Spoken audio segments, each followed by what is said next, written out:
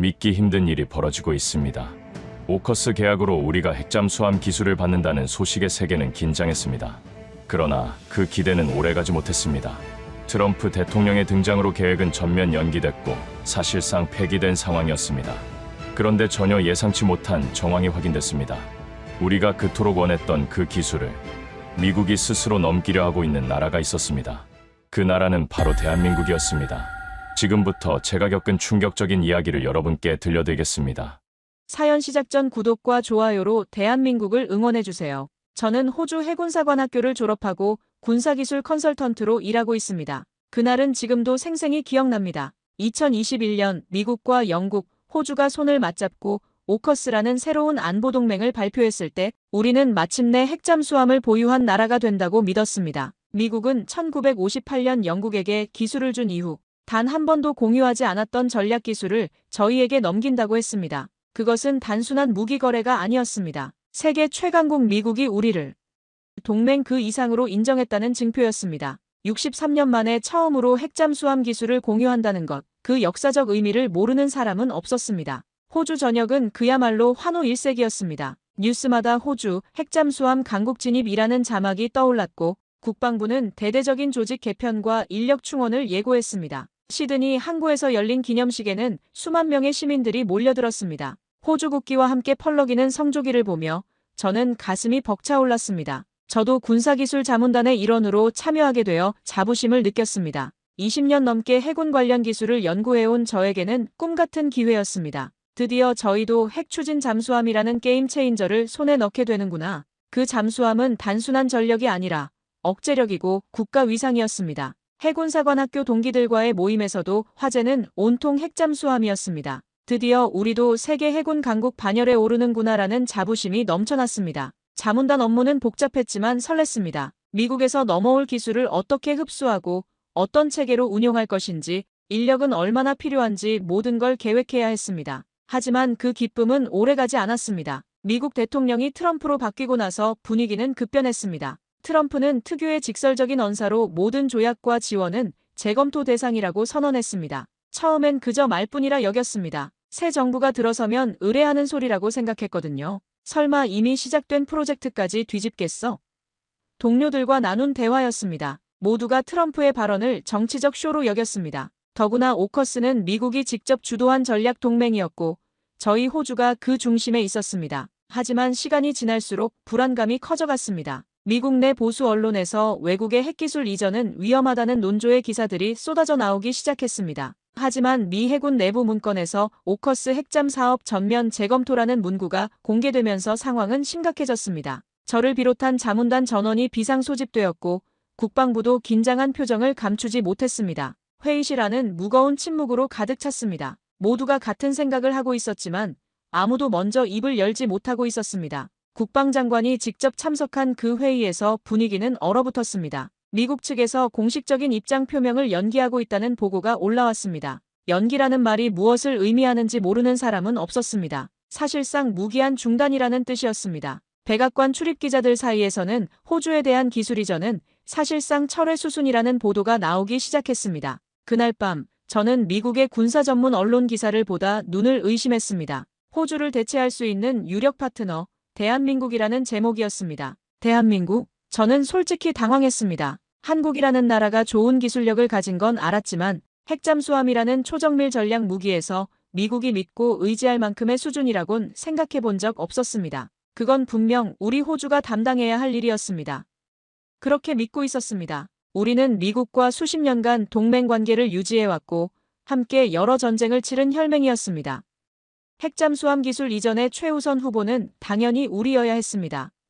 그런데 왜 갑자기 한국이라니? 컴퓨터 화면을 보며 머릿속이 복잡해졌습니다. 기사 내용을 자세히 읽어보니 미 해군 내부에서 한국의 조선 기술력과 제조업 기반을 높이 평가하고 있다는 내용이 있었습니다. 하지만 여전히 이해할 수 없었습니다. 조선 기술이 뛰어나다고 해서 핵잠수함까지 만들 수 있다는 게 아니지 않습니까? 긴장감이 제 머리 위를 드리웠습니다. 우리가 뭔가 중요한 걸 놓치고 있었던 걸까? 한국이라는 나라는 도대체 어떤 존재였던가? 미국은 왜 하필 지금 그 이름을 꺼낸 건지? 그리고 이 변화는 단순한 기술 검토 이상의 의미를 담고 있는 것은 아닐까 하는 생각이 들었습니다. 그날 밤 저는 잠을 이루지 못했습니다. 침대에 누워 천장을 바라보며 계속 생각했습니다. 혹시 내가 한국을 너무 과소평가했던 건 아닌지, 아니면 미국이 우리를 과대평가했던 건가?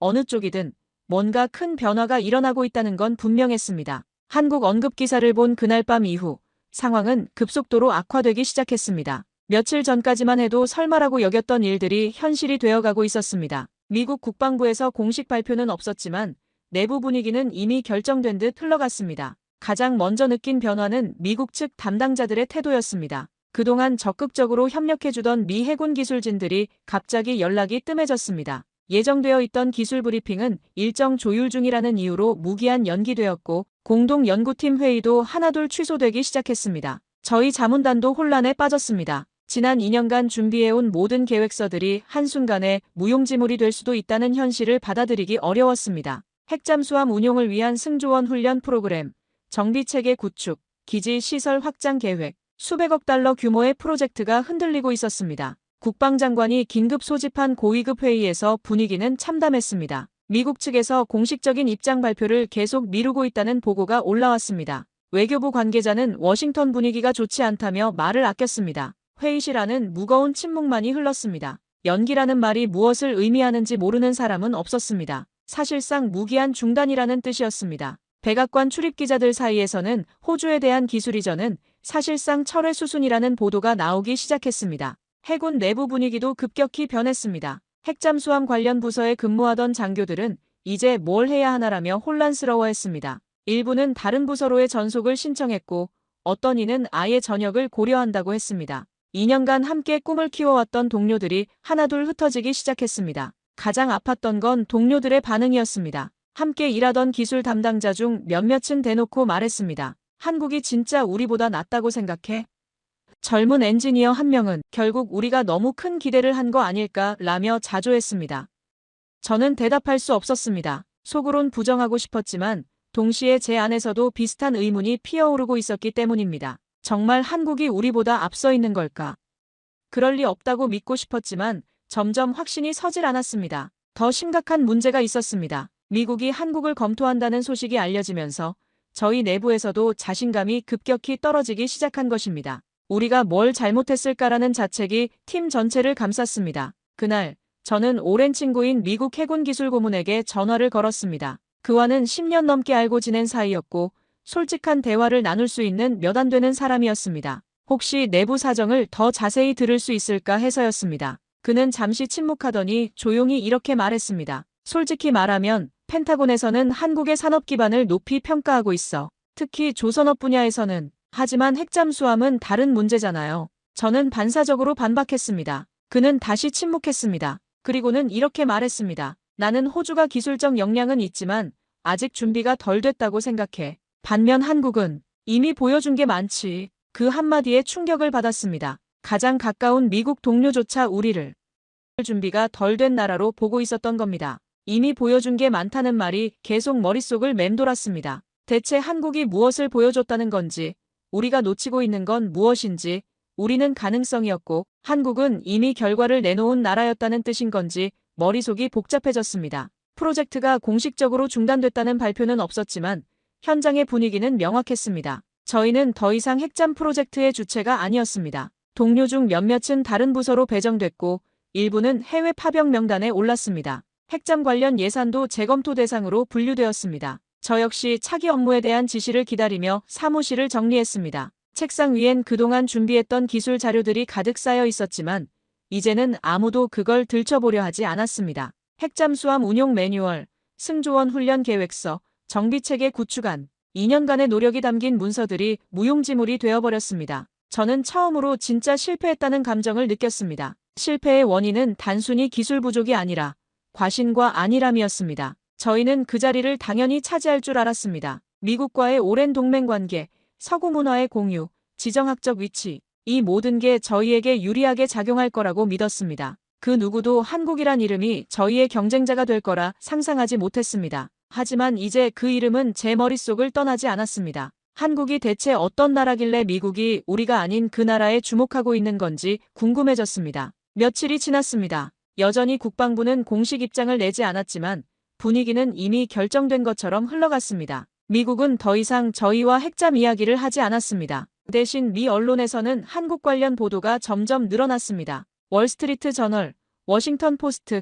뉴욕타임스까지 주요 언론들이 앞다투어 한국의 조선업과 군사기술을 다루기 시작했습니다. 그와 동시에 호주 전역이 들썩이기 시작했습니다. 시민들은 정부가 국민을 속였다며 강하게 비난했고 총리는 아직 확정된 건 아니다라며 해명에 급급했습니다. 하지만 누구도 그 말을 믿지 않았습니다. 가장 충격적인 건 여론조사 결과였습니다. 핵잠수함 프로젝트 실패 책임은 누구에게 있나라는 질문에 57%가 정부의 외교 실패라고 답했습니다. 더 재미있는 건 한국이 호주 대신 선택받는다면 어떻게 생각하느냐는 질문이었습니다. 34%가 당연하다, 28%가 어이없다, 나머지는 잘 모르겠다였습니다. 언론의 반응은 더욱 격렬했습니다. 시드니 모닝 헤럴드는 호주 핵잠수함 계획, 신기루였나라는 제목의 기사를 일면에 실었습니다. 기사는 냉정했습니다. 호주는 핵잠수함을 꿈꿨지만 그것을 현실로 만들 산업 기반이 부족했다고 분석했습니다. 한 칼럼니스트는 더 신랄했습니다.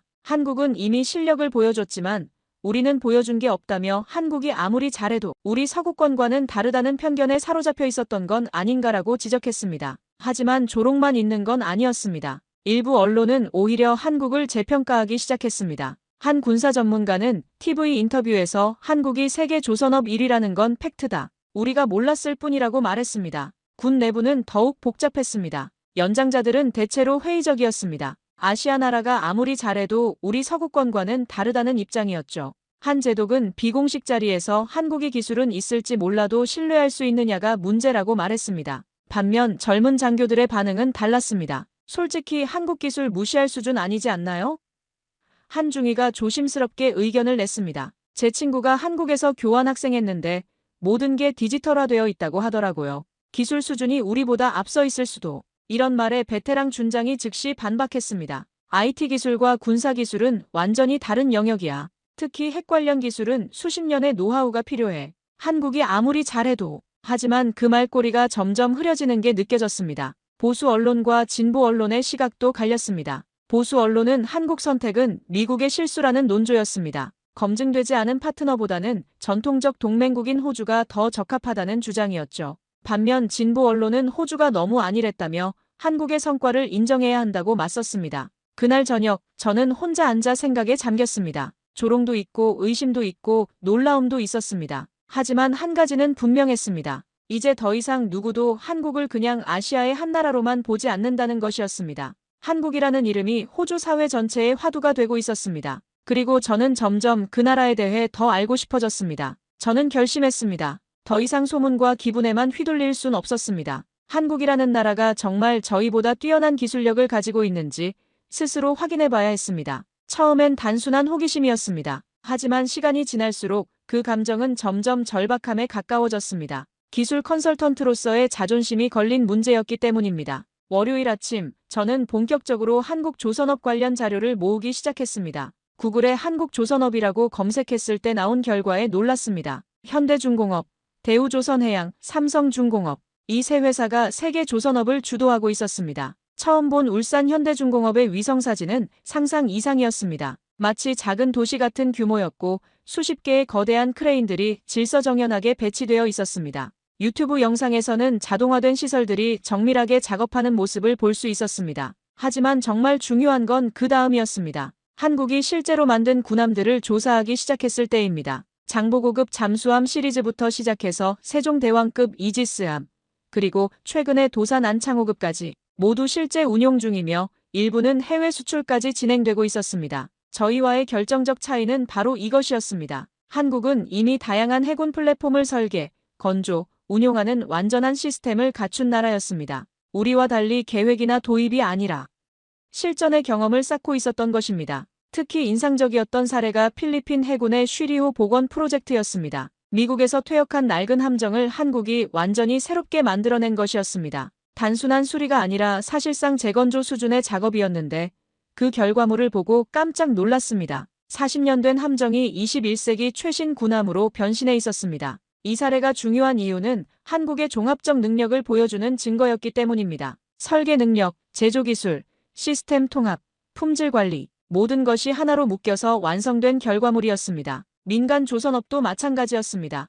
LNG 운반선, 대형 컨테이너선, 해양 플랜트, 세계에서 가장 까다로운 선박들을 양산하고 있었습니다. 하지만 여기서 핵심은 민간과 군수 기술이 유기적으로 연결되어 있다는 점이었습니다. 같은 회사에서 민수 선박과 군함을 동시에 제작하고 같은 기술자들이 양쪽 프로젝트를 오가며 일하고 있었습니다. 이는 미국이나 유럽에선 보기 드문 구조였습니다. 민간에서 축적된 대량 생산 기술이 군수에 적용되고 군수에서 요구되는 높은 품질 기준이 민간 제품의 경쟁력을 높이는 선순환이 이루어지고 있었습니다. 더 놀라운 발견은 한국의 원자력 기술이었습니다. UAE에 수출하고 있다는 사실을 확인했을 때 저는 퍼즐의 마지막 조각이 맞춰지는 느낌을 받았습니다. 원자력 기술과 조선 기술을 동시에 보유한 나라는 전 세계에서 몇 개국 되지 않았습니다. 하지만 가장 인상적인 건 따로 있었습니다. 바로 한국의 태도였습니다. 자료를 찾으면서 느낀 건데 한국은 자신들의 성과를 크게 홍보하지 않았습니다. 그저 묵묵히 만들고 제대로 운용하고 결과로 보여주고 있었습니다. K9 자주포의 해외 수출, 장보고급 잠수함의 기술 이전, TOC 훈련기의 다국가 채택. 모두 성능으로 승부해서 얻어낸 성과들이었습니다. 화려한 마케팅이나 정치적 압력이 아니라 순수하게 기술력으로 인정받은 결과들이었습니다. 자료를 정리하며 저는 한 가지 깨달음을 얻었습니다. 저희가 오커스 협정에 기대를 걸고 있던 그 시간 동안 한국은 이미 실질적인 준비를 완료하고 있었다는 것입니다. 저희는 기술을 받을 준비를 하고 있었는데 한국은 기술을 구현할 준비를 하고 있었던 겁니다. 그 차이는 결정적이었습니다. 미국 입장에서 보면 기술을 줘도 제대로 활용할 수 있을지 의문인 파트너와 이미 비슷한 기술을 성공적으로 구현해본 경험이 있는 파트너 중 후자를 선택하는 건 당연한 이치였습니다. 저는 스스로에게 물었습니다. 정말 우리가 이 나라보다 앞서 있다고 자신할 수 있는가? 지금까지 우리가 한국을 과소평가했던 건 엄청난 착각이었습니다. 그 나라는 이미 준비된 강자였고 미국이 그 이름을 꺼낸 건 전혀 이상한 일이 아니었습니다. 보고서를 정리하던 중 문득 불안감이 밀려왔습니다. 만약 미국이 진심으로 한국과 협력을 추진한다면 저희는 그 흐름에서 완전히 소외될 수도 있습니다. 단순히 핵잠수함 프로젝트만의 문제가 아니라 향후 모든 첨단 무기 분야에서 말입니다. 저는 처음으로 대한민국이라는 이름 앞에서 존경과 함께 두려움을 느꼈습니다. 한국은 조용했지만 확실한 실력을 바탕으로 세계 무대에 서고 있는 나라였습니다. 저희가 그동안 완전히 놓치고 있었던 진짜 강자였던 것입니다. 이제 한 가지는 분명해졌습니다. 한국에 대해 더 자세히 알아봐야 한다는 것이었습니다. 자료만으로는 부족했습니다. 직접 가서 확인해봐야겠다고 마음먹었습니다. 한국에 대한 자료 조사를 마친 후 저는 며칠간 혼란스러웠습니다. 지금까지 제가 알고 있던 세상과 실제 현실 사이의 괴리가 너무 컸기 때문입니다. 그러던 중 뜻밖의 기회가 찾아왔습니다. 호주 해군이 한국 해군과의 교류 프로그램을 재개한다는 소식이었습니다. 원래 이런 교류는 정례적으로 진행되던 것이었지만 최근 몇 년간 예산 문제로 중단되었었습니다. 그런데 갑자기 재개된다는 것이었습니다. 혹시 핵잠 이슈와 관련이 있는 건 아닐까 싶었지만 저에게는 한국을 직접 볼 수 있는 절호의 기회였습니다. 다행히 저는 교류단에 포함될 수 있었습니다. 군사기술 컨설턴트라는 경력 때문이었죠. 비행기 안에서 저는 계속 생각했습니다. 과연 한국은 어떤 나라일까? 내가 본 자료들이 정말 현실과 일치할까?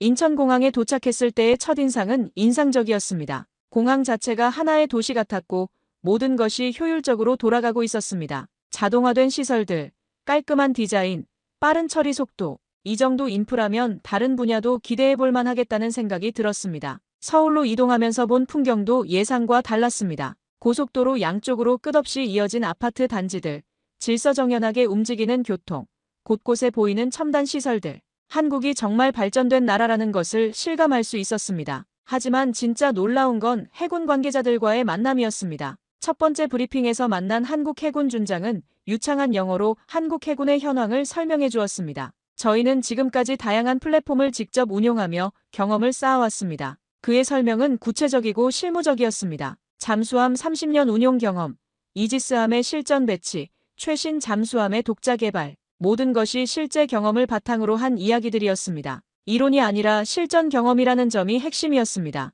더 인상적인 건 그들의 태도였습니다. 겸손했지만 자신감이 넘쳤습니다. 한 해군 대령은 저희는 아직 배울 게 많다고 생각합니다. 하지만 지금까지 만들어낸 결과들에 대해서는 자부심을 가지고 있어요라고 말했습니다. 과시하지 않으면서도 자신들의 역량을 정확히 알고 있다는 느낌이었습니다. 다음 날 방문한 곳은 국방과학연구소였습니다. 보안상 자세한 내용은 볼 수 없었지만 연구시설의 규모와 수준만으로도 충분히 인상적이었습니다. 한 연구원이 조심스럽게 말했습니다. 저희는 이미 다양한 추진 시스템에 대한 연구를 진행해왔습니다. 물론 공개할 수 있는 범위는 제한적이지만 그의 말에서 저는 확신을 얻었습니다. 한국은 이미 핵추진에 대한 기초 연구를 상당 수준까지 진행해왔다는 것을 공개하지 않았을 뿐이지 준비는 되어 있었던 것입니다. 가장 인상적이었던 건 울산 조선소 견학이었습니다. 자료로만 보던 그 거대한 시설을 직접 눈으로 보니 더욱 압도적이었습니다. 300m짜리 크레인들이 살아있는 것처럼 움직이고 수십 개의 블록들이 정교하게 조립되어 가는 모습은 그야말로 장관이었습니다. 안내를 맡은 부장은 자랑스럽게 설명했습니다. 저기 보이는 LNG선은 세계 최대급입니다. 저 한 척으로 한국 전체가 한 달간 쓸 천연가스를 운송할 수 있어요. 그 규모에 압도당했지만 더 인상적인 건 품질 관리 시스템이었습니다. 모든 용접 부위는 실시간으로 모니터링되고 AI가 품질을 예측해서 미리 수정합니다. 한 기술자의 설명이었습니다. 이건 단순한 대량 생산이 아니라 정밀 제조였습니다. 이 정도 시스템이면 군함 건조도 문제 없겠다는 생각이 들었습니다. 하지만 가장 감동적이었던 순간은 따로 있었습니다. 조선소 한켠에서 작업 중이던 한 용접공과 잠시 이야기를 나눌 기회가 있었는데 그가 이렇게 말했습니다. 저는 30년째 이 일을 하고 있어요. 처음엔 외국 기술을 배우기만 했는데 이제는 저희가 세계 표준을 만들고 있어요. 자랑스럽죠. 그 한마디에 가슴이 뭉클했습니다. 이건 단순히 기업의 성공이 아니라 한 나라 전체가 이뤄낸 성취였습니다. 30년 전엔 기술을 배우던 나라가 지금은 기술을 가르치는 나라가 되었다는 것, 그 변화가 경이로웠습니다. 마지막 날 한국 해군 관계자와의 비공식 만남에서 더욱 인상적인 이야기를 들었습니다. 사실 저희는 이미 오래전부터 차세대 잠수함에 대한 구상을 해왔습니다. 다만 여러 고려사항 때문에 공개하지 않았을 뿐이죠. 한 제독의 조심스러운 말이었습니다. 여러 고려사항이라고 하면?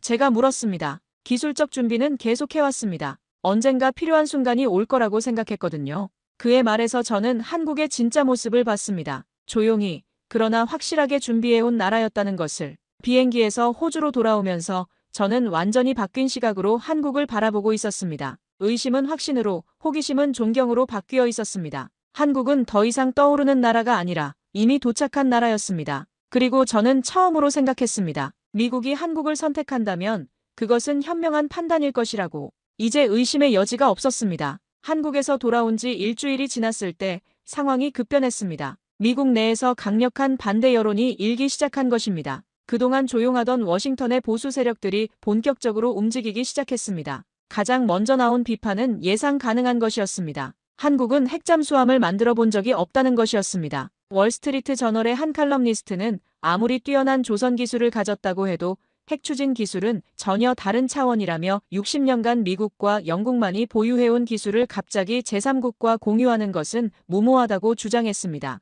CNN의 국방 전문 기자도 비슷한 논조였습니다. 조선 기술이 아무리 뛰어나도 핵추진 기술은 완전히 다른 영역입니다. 원자로 설계, 방사능 차폐, 냉각 시스템, 이 모든 것이 하나의 잠수함 안에서 완벽하게 작동해야 합니다. 더 강력한 반대 논리도 나왔습니다. 동맹으로서 검증된 파트너는 호주다라는 주장이었습니다. 헤리티지 재단의 한 연구원은 호주는 2차례 세계대전과 한국전쟁, 베트남 전쟁, 아프가니스탄 전쟁까지 미국과 함께 피를 흘린 혈맹이라며 70년간 검증된 파트너라고 강조했습니다. 이런 비판들이 쏟아지기 시작했을 때 저 또한 그 주장들 앞에서 잠시 흔들릴 수밖에 없었습니다. 아무리 훌륭한 디젤 잠수함을 만들고 세계 최고의 조선 능력을 가졌다고 해도 핵잠은 말 그대로 전략 자산입니다. 국가의 핵심 비밀이 담긴 기술이기 때문입니다. 특히 미국은 기술 유출에 극도로 민감합니다. 핵추진 기술은 군사적으로는 잠수함에 쓰이지만 이론적으로는 핵무기 개발과도 연관될 수 있는 기술입니다.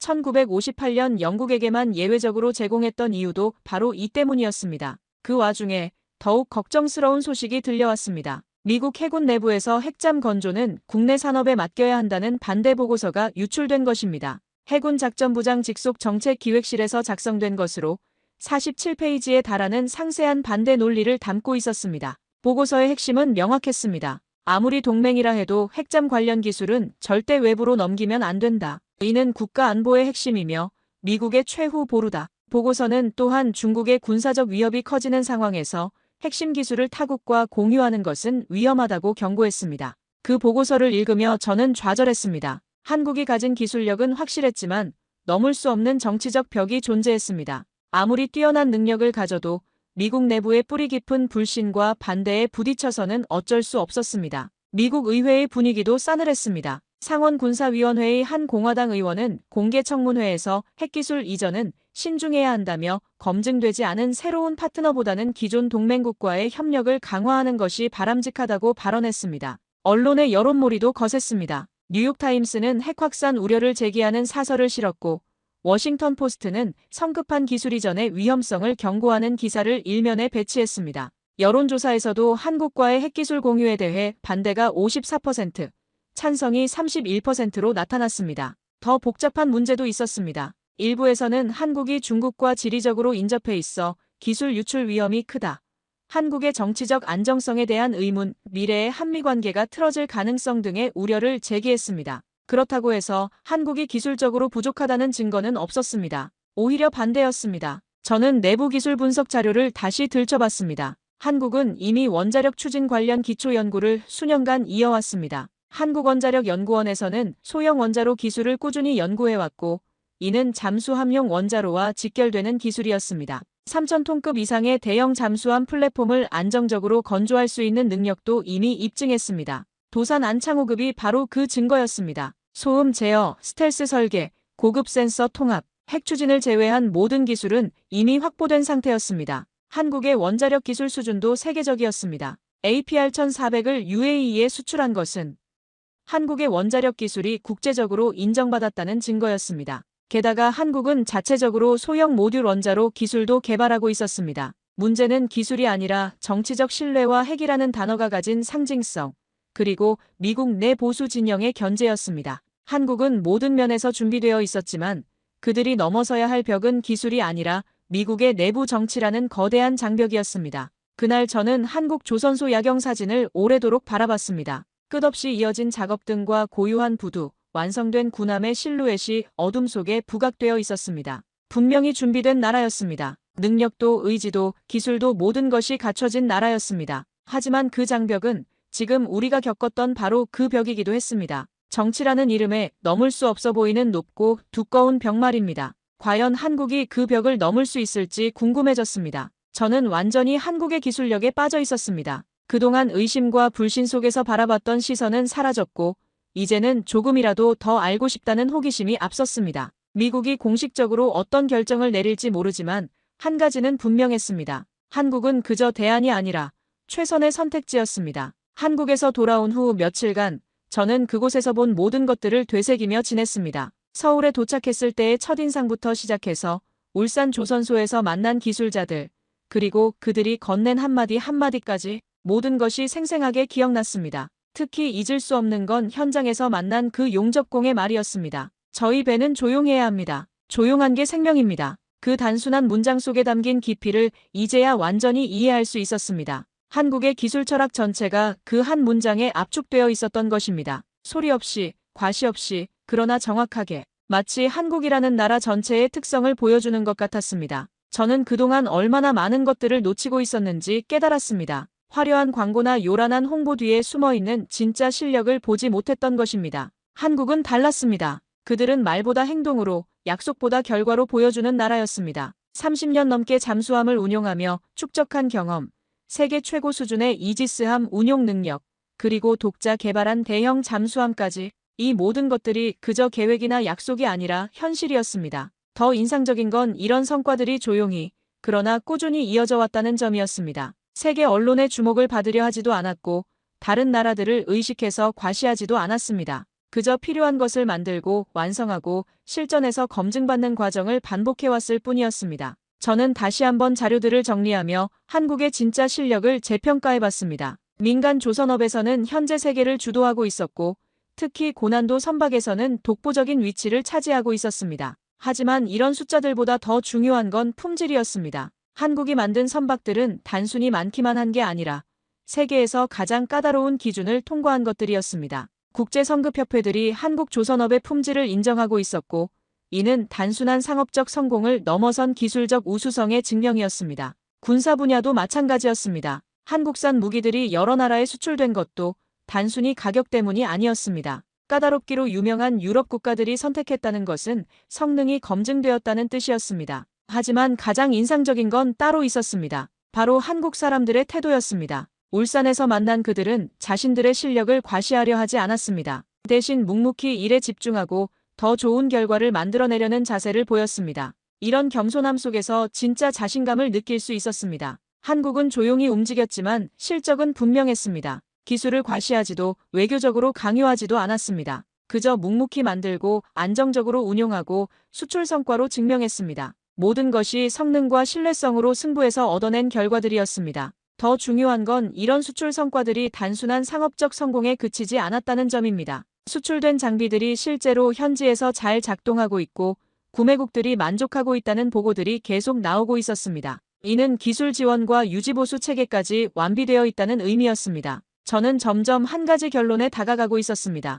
저희가 오커스 협정에 기대를 걸고 있던 그 시간 동안 한국은 이미 실질적인 준비를 완료하고 있었던 것입니다. 저희는 기술을 받을 준비를 하고 있었는데 한국은 기술을 구현할 준비를 하고 있었던 겁니다. 한국의 원자력 기술까지 고려하면 더욱 명확해졌습니다. 원자로를 UAE에 수출하여 실제로 건설이 진행 중인 나라였습니다. 원자력 기술과 조선 기술을 동시에 보유한 나라는 전 세계에서 손에 꼽을 정도였습니다. 무엇보다 한국은 이 모든 기술들을 실제 프로젝트를 통해 검증해왔다는 점이 결정적이었습니다. 단순히 이론이나 실험실 수준이 아니라 실제 운용을 통해 입증된 기술들이었습니다. 저는 그제야 깨달았습니다.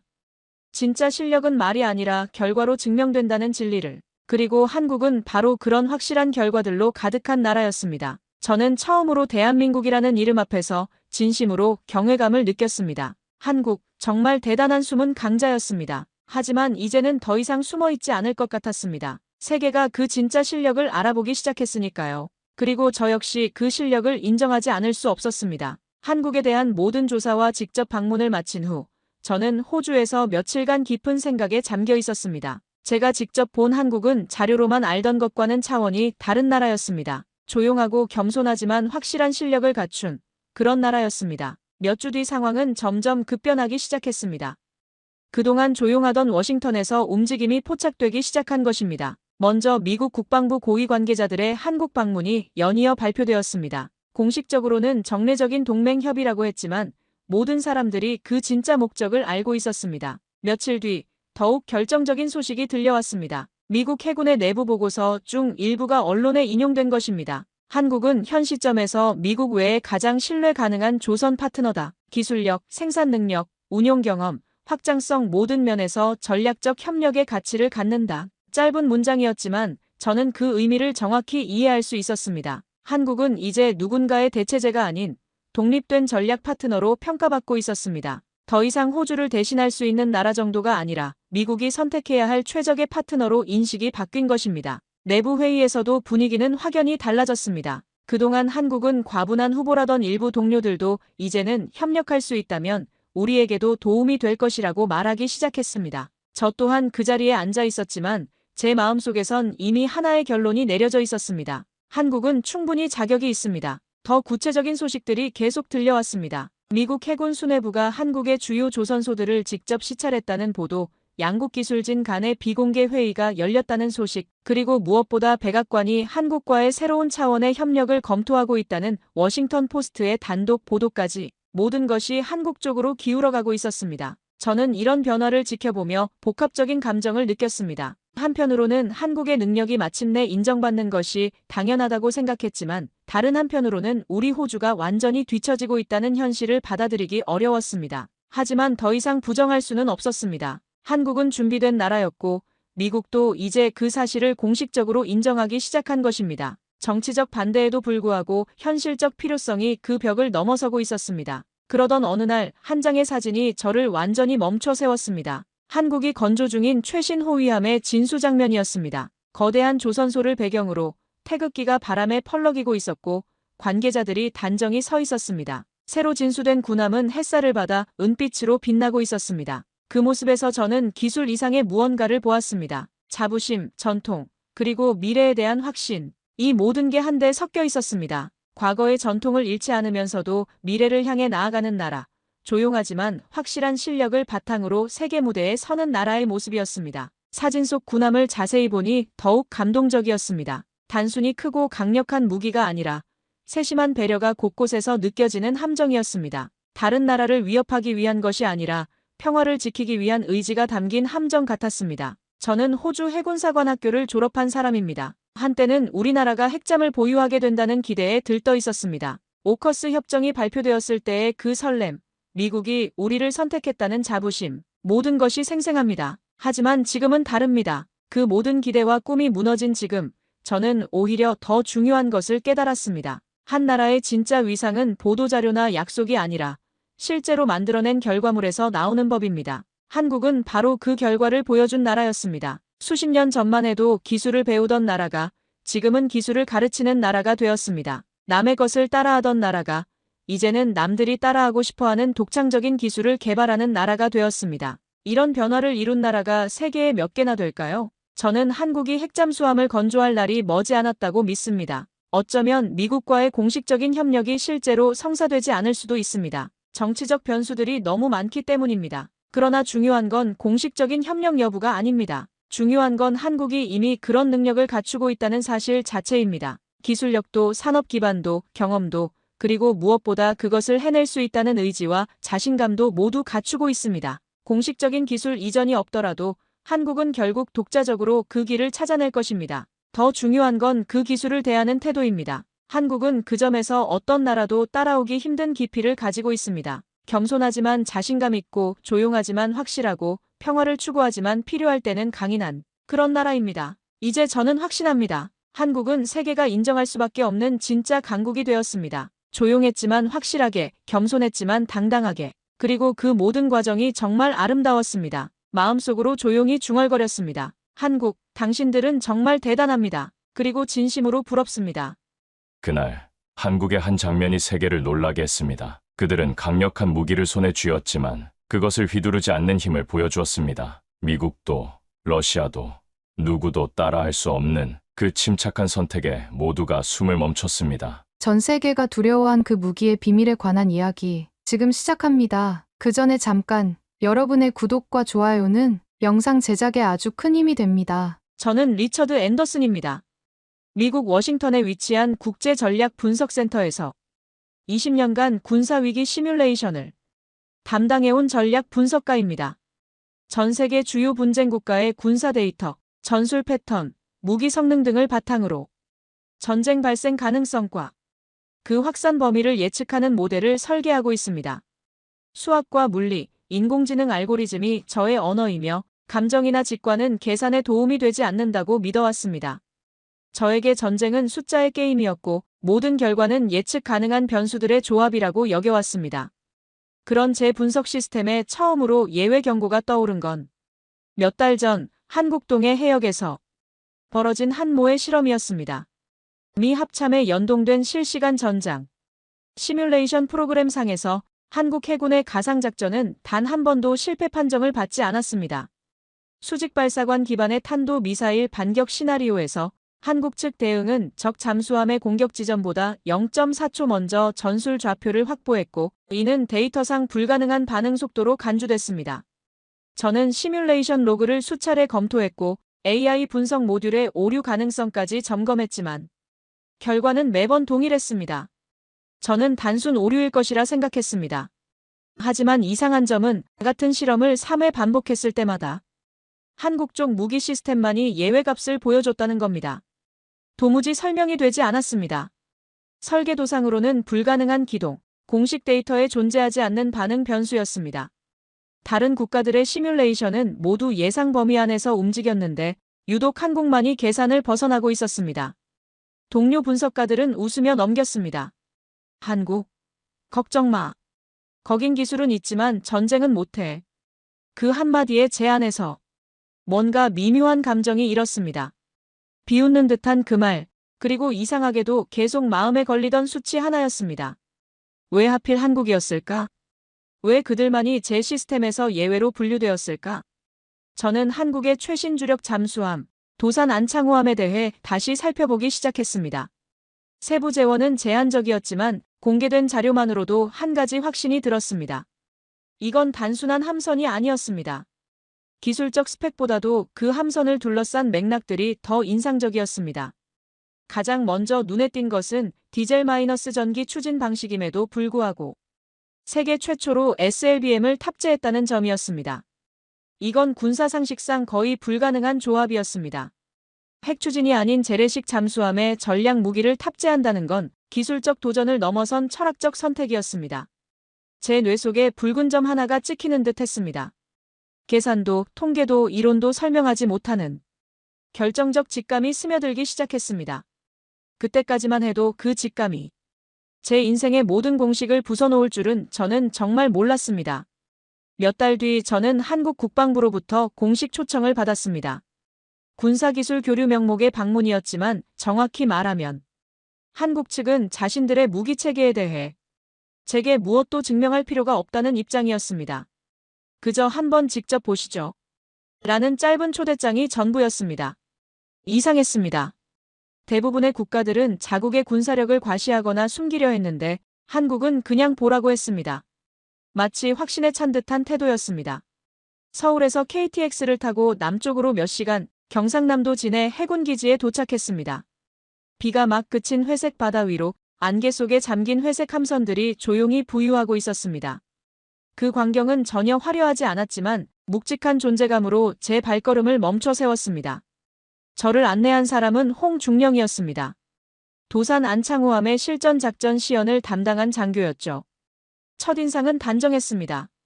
과도한 경례도 없었고 불필요한 설명도 없었습니다. 그는 조용히 말했습니다. 이쪽입니다.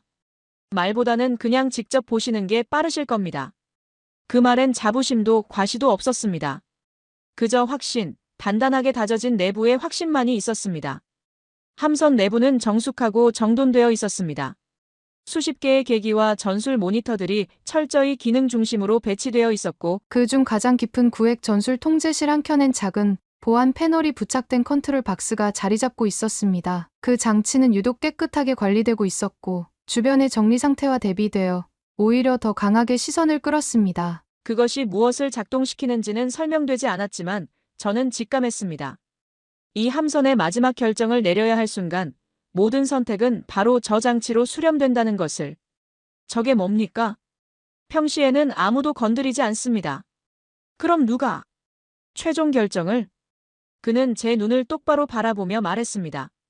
우린 결정을 내린다는 생각을 먼저 하지 않습니다. 지켜야 하는 이유가 있다면 그때 결심한다는 순서입니다. 그 순간 저는 이 나라의 무기가 공격이 아닌 결단의 상징이라는 사실을 처음으로 실감했습니다. SLBM이라는 이름만 들어도 지구 반대편에서도 긴장을 느낄 수 있는 전략 무기였습니다. 그러나 이 함에서는 그것이 억제의 도구로 존재하고 있었습니다.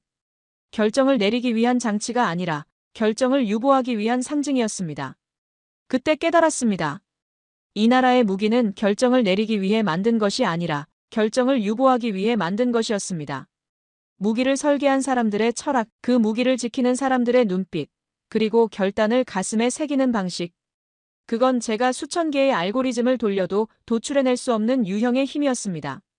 워싱턴으로 돌아온 후 저는 곧바로 분석국 내 전략 전파팀 회의에 복귀했습니다. 제 역할은 명확했습니다. 한국에서 수집한 기술 자료와 체험 내용을 기반으로 잠수함 전력 시뮬레이션 업데이트 초안을 작성하는 일이었습니다. 이건 제가 수십 번도 더 해본 일상적인 업무였습니다. 데이터를 정리하고 분석하고 결론을 도출하는 것. 그런데 이번만큼은 달랐습니다. 노트북 앞에 앉은 지 몇 시간째, 화면 위에는 아무런 단어도 입력되지 않았습니다. 데이터는 충분했고 사진과 설계 정보, 위치 좌표까지 정리되어 있었지만 어쩐지 그 모든 정보가 진짜를 설명해주지 못하고 있다는 생각이 들었습니다. 제가 본 것은 단순한 기술이나 무기가 아니었습니다. 그건 철학이었고 신념이었고 결단이었습니다. 하지만 그런 것들을 어떻게 보고서에 담을 수 있겠습니까? 제 머릿속엔 자꾸만 진해 해역의 조용한 바다, 그리고 그 안개 속에서 들려온 홍중령의 그 말이 떠올랐습니다. 우린 먼저 누르지 않습니다. 하지만 살아남기 위해선 결심해야 할 때가 있습니다. 그 말의 무게감이 계속 저를 짓눌렀습니다. 이건 단순한 군사 전략이 아니었습니다. 이건 한 민족의 생존 철학이었습니다. 그 순간 전 세계를 대상으로 만들어진 제 알고리즘이 단 하나의 나라만 계산하지 못한다는 사실이 너무나도 분명해졌습니다. 한국은 제 시스템이 전제하고 있는 모든 가정들을 무너뜨리고 있었습니다. 국가는 이성적으로 행동한다. 무기는 공격을 위해 존재한다. 전쟁은 승리를 목적으로 한다. 하지만 한국은 달랐습니다. 그들은 감정과 신념으로 움직였고 무기를 억제를 위해 사용했으며 전쟁보다는 평화를 선택했습니다. 보고서를 제출하기 전 저는 부국장 워너에게 초안을 검토받았습니다. 그는 조용히 스크린을 넘기며 말했습니다. 이건 기술적 분석이 아닙니다. 당신 감정에 휘둘린 겁니까? 저는 대답하지 않았습니다. 그가 이어 말했습니다. 결단, 철학, 그런 건 전략이 아닙니다. 우린 확률을 예측하는 부서입니다. 리처드. 저는 조용히 고개를 들었습니다. 그래서 그 나라만은 예측할 수 없는 겁니다. 그 말에 회의실 안 공기가 무거워졌습니다. 누군가 웃음 섞인 목소리로 말했습니다. 한국이 위협이라는 뜻입니까? 저는 그 질문에 고개를 저었습니다. 아닙니다. 한국은 위협이 아니라 선언입니다. 필요할 때만 작동하는 스스로를 통제할 수 있는 유일한 선언입니다. 그 말에 아무도 더 이상 질문하지 않았습니다. 회의실은 어색한 정적에 빠졌습니다. 제가 말한 것이 그들에게는 이해되지 않는 언어였던 것 같습니다. 그들은 여전히 숫자와 데이터의 세계에 살고 있었고 저는 이미 그 세계를 벗어나 있었습니다. 그날 밤 저는 보고서를 전송하지 않았습니다. 대신 시스템에 이렇게 기록해 두었습니다. 한국은 시뮬레이션을 거부하는 나라다. 우리는 그들의 무기를 분석할 수 있지만 그들의 결심은 예측할 수 없다. 그러므로 이 변수는 전략에 포함시키지 않는다. 며칠 뒤 저는 미 국방전략분석국 내 조정위원회에서 한국 관련 보고를 구두로 발표하게 됐습니다. 발표 제목은 공식적으로는 비확산국 전략 억제력 평가 사례 대한민국이었지만 실제로는 제가 한국에서 보고 들은 것들, 그들의 무기보다도 더 무서운 결정의 구조를 설명하기 위한 자리였습니다. 하지만 저는 이미 예감하고 있었습니다. 그들이 제 말을 이해하지 못할 것이라는 것을 말입니다.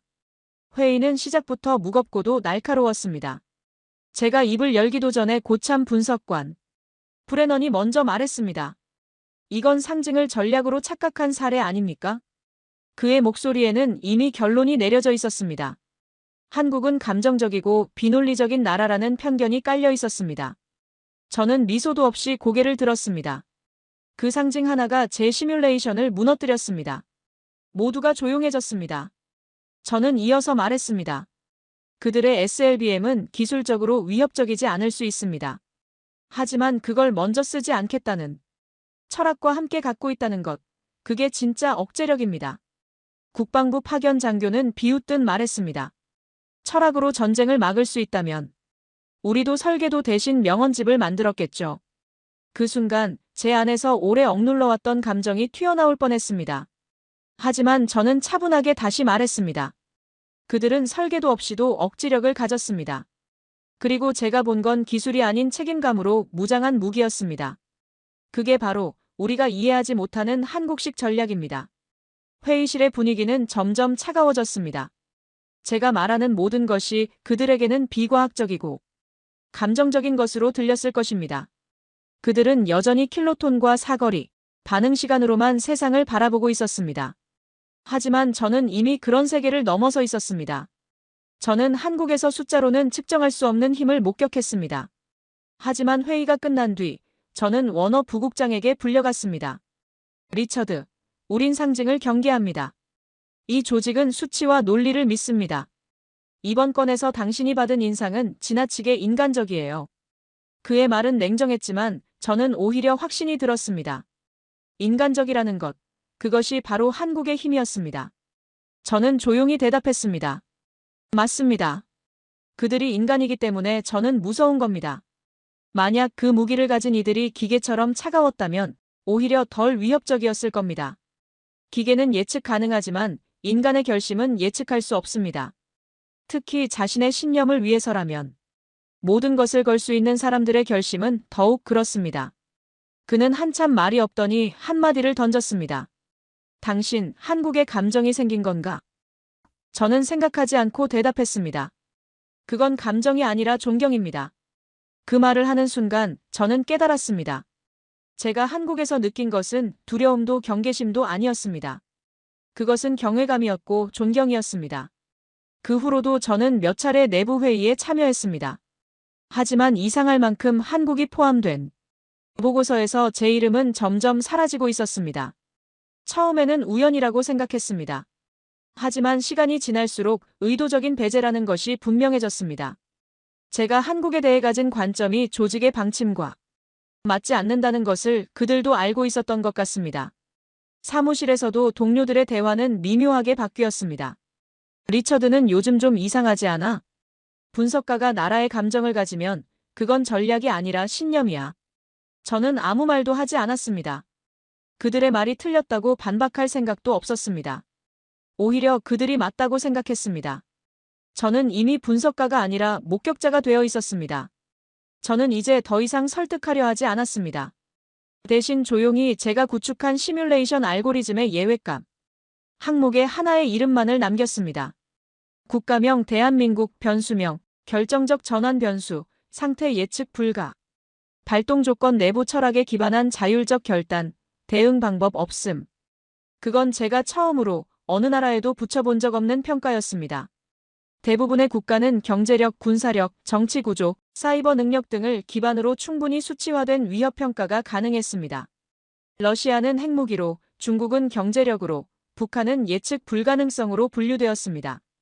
하지만 그 모든 것들도 결국은 패턴이 있었습니다. 그러나 한국은 달랐습니다. 그들은 선택이 빠르고 감정이 깊으며 무엇보다 책임감이라는 변수로 움직였습니다. 도산 안창호함의 SLBM이 아니라 그걸 누르지 않는 철학이 진짜 무기였습니다.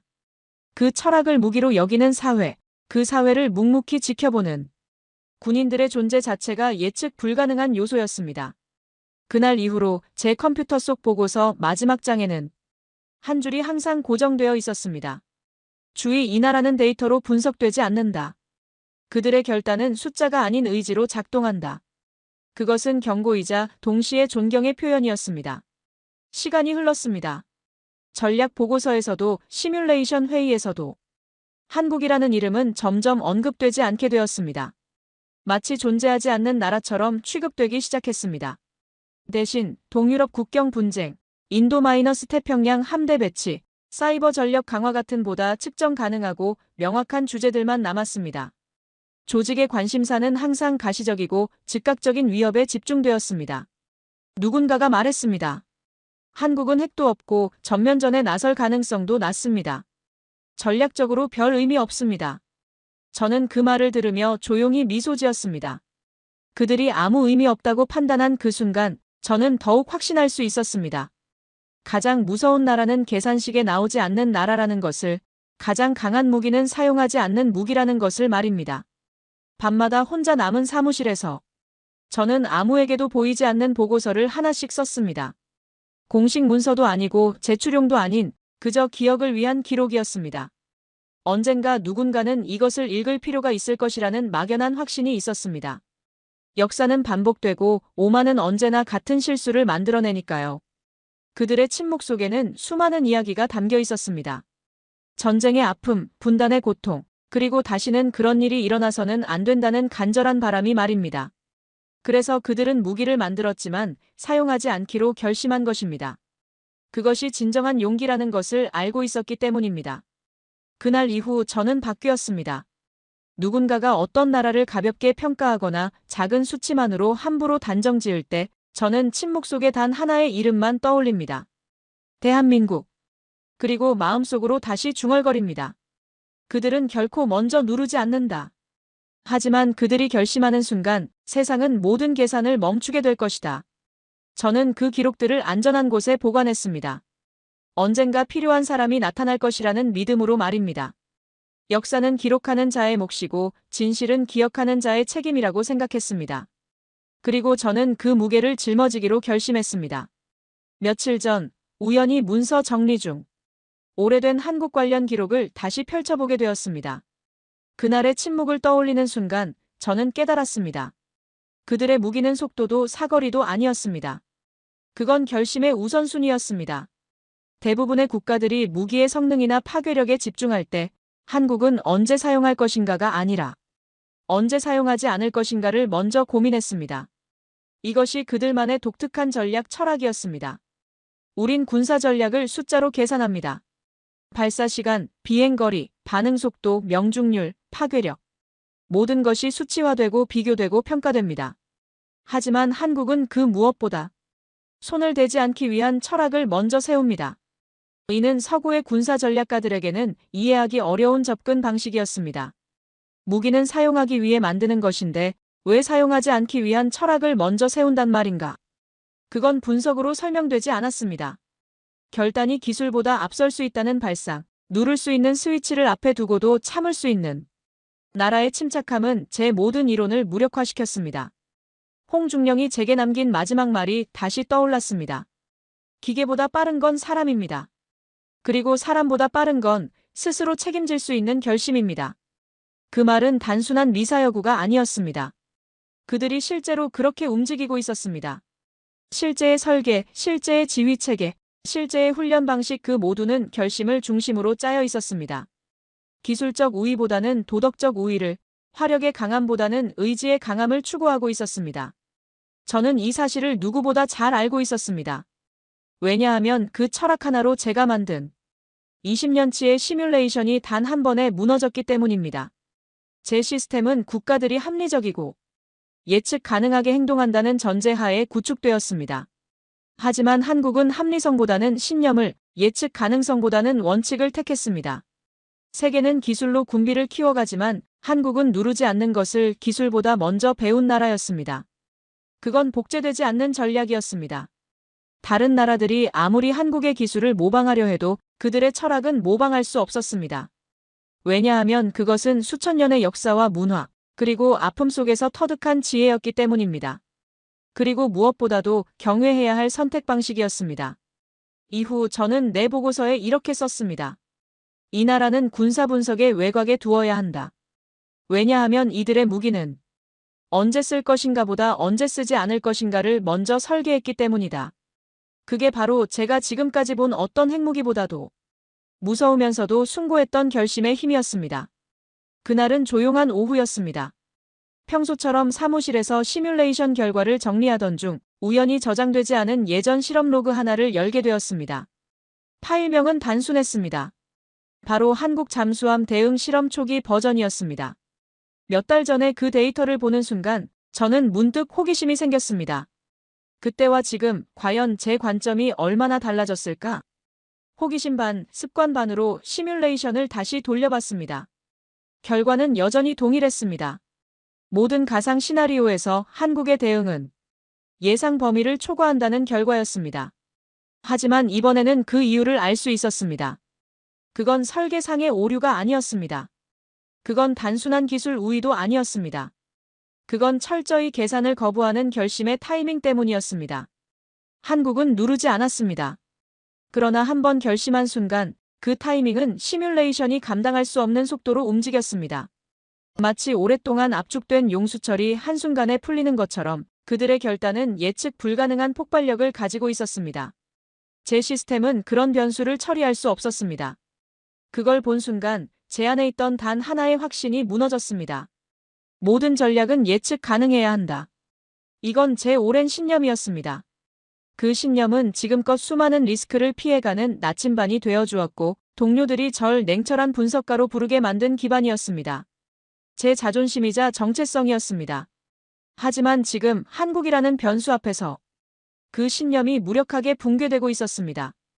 20년간 쌓아온 모든 이론과 경험이 한순간에 의미를 잃어버렸습니다. 저는 자리를 박차고 일어나 창가로 걸어갔습니다. 바깥은 고요했고 사무실은 정적에 잠겨 있었습니다. 하지만 제 마음은 폭풍우가 치고 있었습니다. 이윽고 천천히 깨달았습니다. 그들이 가진 건 무기가 아니라 내가 평생 외면해왔던 인간적인 직감이었다는 것을. 결심의 힘, 스스로에게 책임지는 방식, 그리고 그 침묵 속에 숨어있는 멈춤의 전략. 그건 나와 같은 사람이 가장 두려워하는 방식이었습니다. 왜냐하면 그건 모든 시뮬레이션과 수치를 무력화시키는 신념의 무기였기 때문입니다. 저는 그동안 인간을 변수로 취급해왔습니다. 예측 가능한 패턴을 가진 데이터 포인트로 여겨왔습니다. 하지만 한국에서 만난 사람들은 달랐습니다. 그들은 데이터가 아니라 신념으로 움직였고 패턴이 아니라 원칙으로 행동했습니다. 그리고 그것이 어떤 첨단 무기보다도 강력한 힘을 발휘한다는 것을 보여주었습니다. 저는 제자리로 돌아와 노트북을 덮었습니다. 그건 후회가 아니라 존경의 표시였습니다. 그들 앞에서 내가 가진 모든 공식을 스스로 내려놓는 것이었습니다. 겸손하게 인정하는 것이었습니다. 세상에는 계산할 수 없는 힘이 존재한다는 것을 말입니다. 그날 나는 무너졌지만 그 무너짐 안에서 비로소 진실을 보게 되었습니다.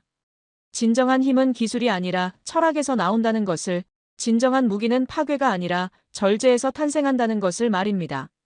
이제는 익숙해진 전략보고 회의였습니다. 그날도 회의실엔 수십 개의 위성사진, 전술지도, 적성국의 정보 패턴이 스크린을 가득 채우고 있었습니다. 늘 봐오던 풍경이었지만 이제 제게는 모든 것이 다르게 보였습니다.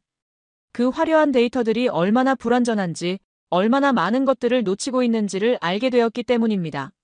하지만 발표 말미 한 장의 슬라이드가 저를 멈춰 세웠습니다. 대한민국 즉 전략 시뮬레이션에서 한국의 모델은 생략되었다는 뜻이었습니다. 누군가가 조용히 말했습니다. 한국은 변수가 적고 독자적 결단 가능성이 낮으니 분석 가치가 낮다고 판단됐습니다. 그들은 한국을 단순히 미국의 동맹국 정도로만 인식하고 있었습니다. 그 말을 듣는 순간 제 안에서 뭔가 부서지는 소리를 들었습니다.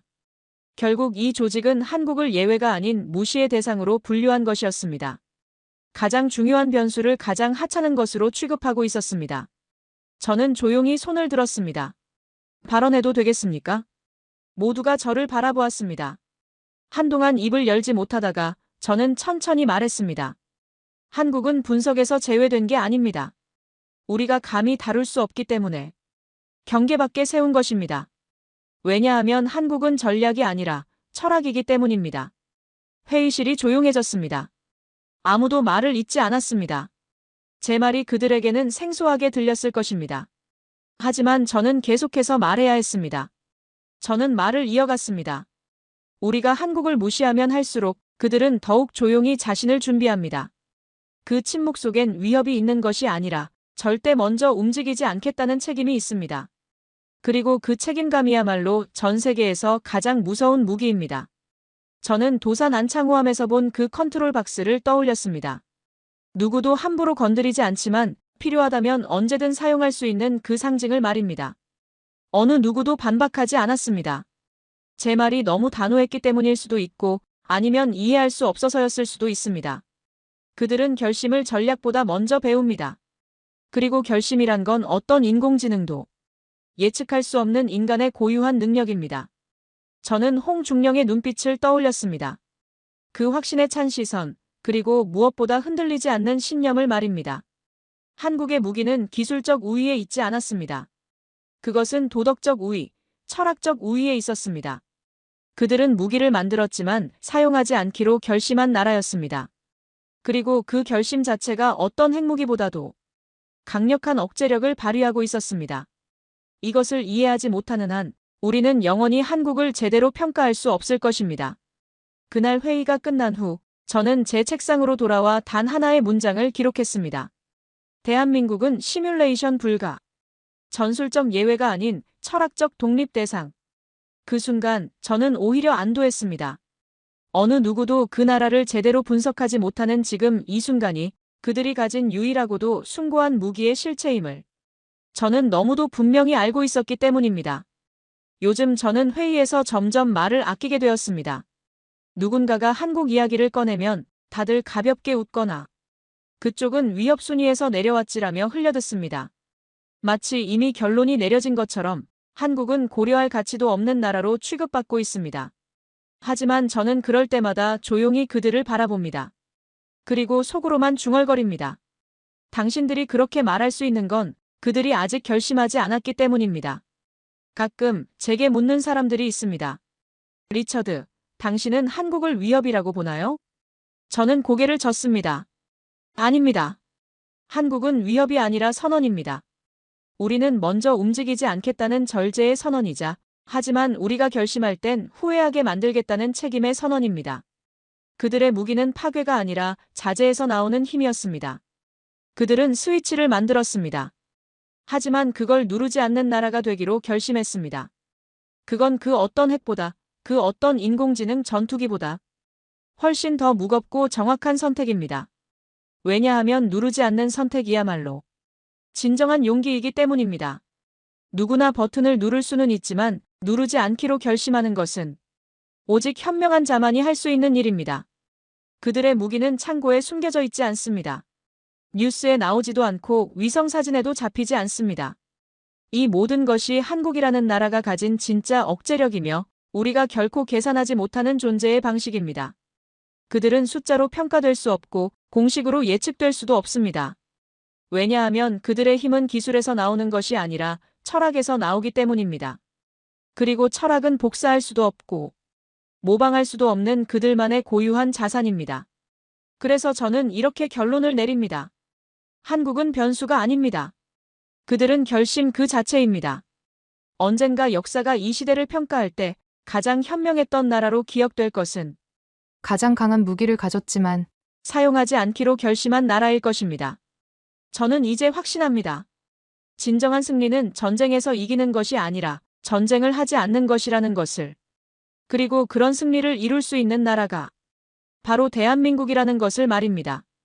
그들은 세상에서 가장 무서운 무기를 가지고 있습니다. 바로 사용하지 않을 수 있는 자제력이라는 무기를 말입니다. 오늘 사연에 대한 여러분의 생각을 댓글로 남겨주세요. 감동문클에서는 여러분의 소중한 마음을 모아 사연 주인공들에게 전해드리고 있습니다. 여러분 주변에 감동적이거나 재미있는 실제 사연들을 제보받고 있으니 언제든 저희 공식 메일로 제보해주세요. 오늘 들려드린 사연에 공감하셨다면 구독과 좋아요 눌러주시고 주변 분들과도 공유해주세요. 여러분의 작은 관심과 응원이 더욱 좋은 콘텐츠를 만드는 데 큰 힘이 됩니다. 오늘도 여러분의 하루의 작은 즐거움이라도 되었기를 바라며 지금까지 감동문클이었습니다. 끝까지 시청해주셔서 감사합니다. 다음에 더 감동적인 사연으로 찾아뵙겠습니다.